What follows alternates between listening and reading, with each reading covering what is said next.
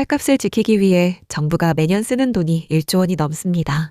그런데 농민은 쌀값이 낮다고 하고 소비자는 쌀값이 높다고 합니다. 매년 1조 원이 넘는 돈이 들어가는데 대체 누구를 위한 정책인 건지 의문이 드실 수밖에 없습니다. 오늘 밥상의 말단에서는 한국쌀 정책이 빠져있는 악순환의 구조, 그리고 올해 8월 시행되는 양곡관리법 개정안이 이 구조를 바꿀 수 있을지, 아니면 오히려 더 깊은 수렁으로 밀어넣을지 이야기해 보겠습니다.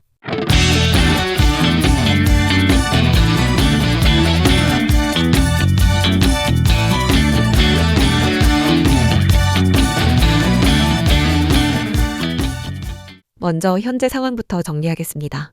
2025년산 쌀 생산량은 약 354만 톤이었습니다. 전년보다 1.3% 줄었는데요. 재배 면적이 감소한 영향입니다. 숫자만 보면 생산이 줄었으니 좋은 거 아닌가 싶으시겠지만 문제는 이 정도로는 부족하다는 겁니다. 여전히 약 9만 톤의 과잉 생산이 예상되는 상황이거든요. 쌀 소비량은 올해 기준 약 350만 톤인데 354만 톤을 생산했으니 단순 계산으로도 4만 톤이 남습니다. 여기에 전년도 재고까지 더하면 시장에 쌀이 넘치는 구조가 계속되는 겁니다. 그런데 여기서 이상한 일이 벌어졌습니다. 공급이 넘치는데 쌀값이 올랐어요. 2025년 9월 이후 쌀값이 19개월 만에 최대 상승률을 기록했습니다. 20kg 기준으로 6만 원대에 도달했는데요. 전체 물가는 안정세인데 쌀값만 치솟는 기현상이 벌어진 겁니다. 공급이 넘치는데 가격이 오른다. 이건 정상적인 시장에서는 일어나기 어려운 일입니다. 그래서 이게 뭘 의미하냐면 시장이 아니라 정부 정책이 가격을 만들고 있다는 뜻입니다. 이 구조를 이해하려면 정부가 쌀값을 관리하는 두 가지 도구를 알아야 합니다. 하나는 공공비축이고 다른 하나는 시장격리입니다. 공공비축은 말 그대로 정부가 쌀을 사서 창고에 쌓아두는 겁니다. 기후변화나 천재지변 같은 비상시를 대비한다는 명목인데요. 2025년 기준으로 매년 45만 톤을 매입하고 있습니다. 예산으로 치면 1조 7천억 원이 넘는 규모입니다. 시장 격리는 좀 다릅니다. 쌀이 너무 많이 생산됐을 때 시장에서 일정량을 빼내는 건데요. 쉽게 말하면 시장이 풀리는 쌀의 양을 인위적으로 줄여서 가격이 떨어지지 않게 하는 겁니다. 혹시 이거 아셨어요? 2024년산 쌀의 경우 26만 톤이 초과 생산됐는데 정부가 격리한 양이 그 초과분의 4.6배인 26만 톤이었습니다. 초과 생산분이 5만 6천 톤인데 그것의 4배가 넘는 양을 시장에서 빼버린 겁니다. 당연히 시장에 쌀이 부족해지고 가격이 뛸 수밖에 없었죠.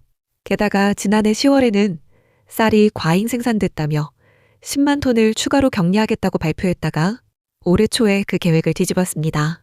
정책이 오락가락하니 시장 참여자들은 혼란스러울 수밖에 없고 이 불확실성 자체가 가격 불안의 원인이 됩니다. 근데요, 여기서 더 중요한 이야기가 있습니다. 이 문제가 어제 오늘 생긴 게 아니라는 겁니다. 한국의 쌀 중심 농정은 1970년대에 뿌리를 내렸습니다. 당시에는 식량자급이 절박한 과제였고 정부가 쌀 생산을 최우선 목표로 삼은 건 당연한 선택이었습니다. 정부가 가격을 관리하고 생산량을 통제하고 유통을 규제하는 관 주도 체계가 이때 만들어졌어요. 문제는 50년이 지난 지금도 그 틀이 크게 바뀌지 않았다는 겁니다. 1970년대에는 쌀이 부족했습니다. 지금은 쌀이 넘칩니다. 상황이 완전히 뒤집어졌는데 정책의 기본 구조는 그대로인 거예요. 쉽게 비유하면 겨울옷을 한여름에도 입고 있는 셈입니다. 이 구조가 만들어내는 악순환을 한번 따라가 보겠습니다. 정부가 쌀값을 지지합니다. 농민 입장에서는 쌀을 심으면 정부가 가격을 받쳐주니까 안심하고 쌀을 심습니다. 그러면 생산량이 늘어납니다. 생산량이 늘면 가격이 내려갈 텐데 정부가 또 사들여서 가격을 받칩니다. 그러면 농민은 또 쌀을 심습니다. 이게 반복되면서 과잉 생산은 구조화됩니다. 농민이 잘못하는 게 아닙니다. 농민은 합리적으로 행동하는 겁니다. 정부가 사준다고 하는데 왜 생산을 줄이겠어요? 문제는 이 합리적 행동이 전체적으로는 비합리적 결과를 만든다는 데 있습니다. 이 악순환의 끝에 무엇이 기다리고 있는지 말씀드리겠습니다. 재고 누적입니다. 현재 추세가 계속되면 2030년에는 63만 톤 이상의 재고가 쌓일 것이라는 전망이 나옵니다. 63만 톤이 어느 정도냐면 대한민국 전체가 약 2달 반 동안 먹을 수 있는 양입니다. 이걸 보관하는 데만 엄청난 비용이 들고 쌀은 시간이 지나면 품질이 떨어지니까 결국 헐값에 처분하거나 사료용으로 돌려야 합니다. 국민 세금으로 비싸게 사서 창고에 쌓아두다가 싸게 파는 겁니다. 이게 과연 합리적인 정책인가라는 질문을 던지지 않을 수 없습니다. 여기서 일본의 사례를 한번 살펴볼 필요가 있습니다. 일본도 한국과 비슷한 문제를 겪었습니다. 쌀 과잉 생산, 소비 감소, 정부의 가격 지지 부담 증가. 그런데 일본은 한국과 다른 접근을 했습니다. 간반이라고 하는 생산 조정 정책을 썼는데요. 쉽게 말하면 농민들에게 일정 비율의 논의 쌀 대신 다른 작물을 심거나 아예 쉬게 하도록 사실상 의무화한 겁니다. 한국의 전작 유도 정책이 인센티브, 그러니까 당근을 주는 방식이라면 일본은 좀 더 강제성이 있었습니다. 물론 일본의 정책도 완벽하지는 않았지만 적어도 생산량 자체를 줄이는 데는 한국보다 효과적이었다는 평가를 받습니다. 한국은 어떤가요? 정부가 농작물집 불제나 논타작물 재배 지원 사업을 통해 벼 대신 다른 작물을 심으라고 유도하고 있지만 솔직히 효과가 크지 않습니다. 왜냐하면 쌀이 여전히 가장 안정적이고 수익성 있는 선택이기 때문입니다. 쌀 농사는 기계화가 잘 되어 있고 기술도 축적되어 있고 무엇보다 정부가 가격을 받쳐주니까요. 다른 작물로 바꾸려면 새로운 기술을 배워야 하고 장비도 바꿔야 하고 판로도 새로 개척해야 합니다. 위험 부담이 큰 거죠. 정부가 한쪽에서는 쌀을 줄이라고 하면서 다른 쪽에서는 쌀값을 받쳐주고 있으니 농민 입장에서는 당연히 쌀을 선택합니다. 정부 스스로 모순된 신호를 보내고 있는 겁니다. 이 상황에서 올해 8월 양곡관리법 개정안이 시행됩니다. 이게 왜 중요한지 설명드리겠습니다. 이 법은 쌀 생산량이나 가격 하락폭이 일정 기준을 넘으면 정부가 초과 생산량을 의무적으로 매입하도록 규정하고 있습니다. 지금까지는 정부가 재량으로 매입 규모를 정했는데 이제는 법적으로 강제되는 겁니다. 쉽게 말하면 이런 거예요. 지금까지는 정부가 상황 봐가면서 쌀을 사줬다면 앞으로는 일정 조건만 충족되면 무조건 사야 합니다. 이게 농민한테는 좋은 소식처럼 들릴 수 있습니다.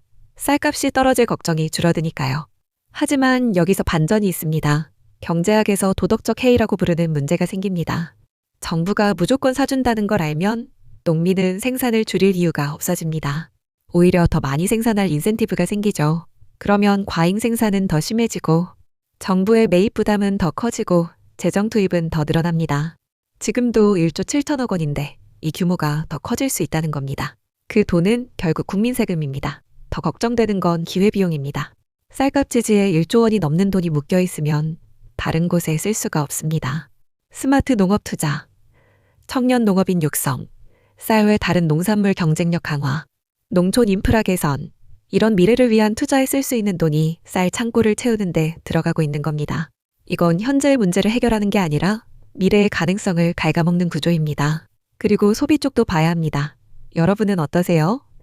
10년 전이랑 비교해서 밥을 덜 드시지 않으세요? 통계가 이걸 확인해 줍니다.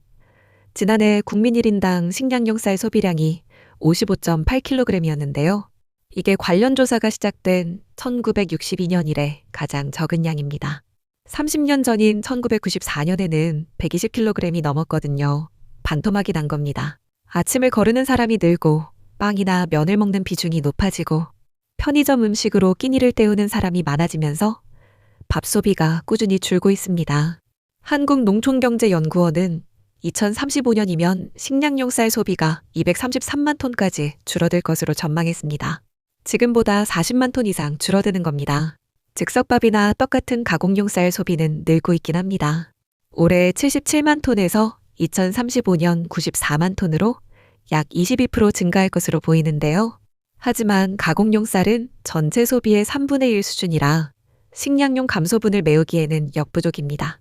결국 전체 쌀 소비는 올해 350만 톤에서 2035년 327만 톤으로 줄어듭니다. 소비는 줄어드는데 생산을 줄이지 못하면 그 차이는 고스란히 재고로 쌓이고 그 재고를 처리하는 비용은 고스란히 세금으로 메워야 합니다. 이쯤에서 근본적인 질문을 하나 던져보겠습니다. 우리가 지키려는 게 쌀값인가요? 아니면 농민의 삶인가요? 이 두 가지가 같은 것처럼 보이지만 사실은 다릅니다. 쌀값을 지키는 정책은 쌀을 많이 생산하는 대농에게 유리하고 소규모 농가에는 상대적으로 혜택이 적습니다. 진짜 농민의 삶을 지키려면 쌀값이 아니라 농민의 소득 자체를 보장하는 방향으로 가야 합니다. 쌀값과 무관하게 일정 수준의 소득을 보장하는 직접 소득 지원. 이게 대안이 될 수 있습니다. 그래야 쌀값이 시장 신호에 따라 자연스럽게 조정되면서도 농민은 안정적으로 생활할 수 있으니까요. 정부도 이 문제를 모르지는 않는 것 같습니다. 농식품부 차관이 앞으로 쌀 수급 정책은 생산자, 유통업체, 소비자가 함께 논의해서 만들겠다고 밝혔거든요. 기존의 관주도 정책에서 벗어나겠다는 신호입니다. 하지만 생산자는 높은 가격을, 소비자는 낮은 가격을 원합니다. 이 상충하는 이해를 어떻게 조율할 수 있을지 솔직히 쉽지 않은 과제입니다. 이 뉴스가 결국 말하는 건 이겁니다. 한국의 쌀 정책은 50년 전에 만들어진 틀 안에서 같은 악순환을 반복하고 있습니다. 과잉 생산, 정부 매입, 재고 누적, 재정 부담 증가, 그리고 다시 과잉 생산.